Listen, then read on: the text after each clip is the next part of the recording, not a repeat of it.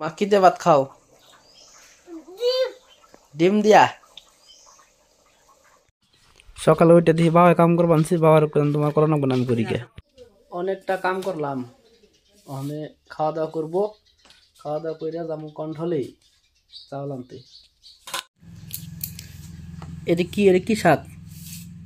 লাই শাক, জলপাই চাটনি, এটা ডিম দিয়া ভাজা চচ্চড়ি, আর ওইটা হইলো কবি তরকারি। আজকে আমার অনেক কাম আছে। এই যে এদিক দিয়ে বেড়া দেন লাগবো, বেড়া দিয়ে তারপরে যামু পুস্কিরে স্কুল থেকে আনবার, ওন থেকে আইহা তারপরে যামু কন্ট্রোলে চাল আনবার। বহুত কাম।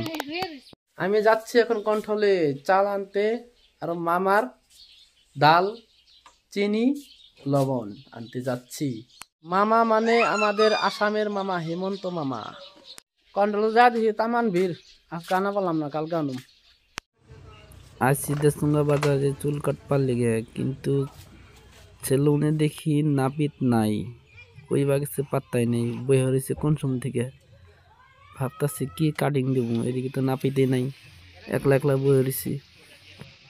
পরশু দিন যাবো বিয়ায়, তার জন্য চুল কাটতে আইছি। আয়া পড়ছে আমার দেসুঙ্গা বিখ্যাত নাপিত দাদা, মানে লক্ষ্মী দাদা। My hair cutting is done, অনে বাড়িতে যান। কেমন হয়েছে গাইস জানাইবা। আজকের আইটেম এটা হবে, এইটা মাংস রানতেছি আমি। মাংস, এই যে মাংস, এই যে এনে রসুন, পেঁয়াজ, আর কি আদা, আরো জিরা, জিরা, গরম মশলা, এগুলো সব বাটা গুঁড়া দেওয়া হয়েছে, এক লগে মিশিয়ে দেওয়া হয়েছে। আর আলু ভাইজে নেওয়া হয়েছে আগে না? আলু ভাইজে এনে দিছ। আমগো বাড়িতে মাংস কেমনি রান্ধি ওইটাই দেখাইবেনছি, তোমার বাড়িতে কেমনি রান্ধো কমেন্টে জানাইব। মাংস রান্ধা হয়ে গেছে, এখন খাবো, রুটি দিয়ে খাবো মাংস। আজকে ভাত খামু না, রুটি খামু, রুটি দিয়া মাংস দিয়ে।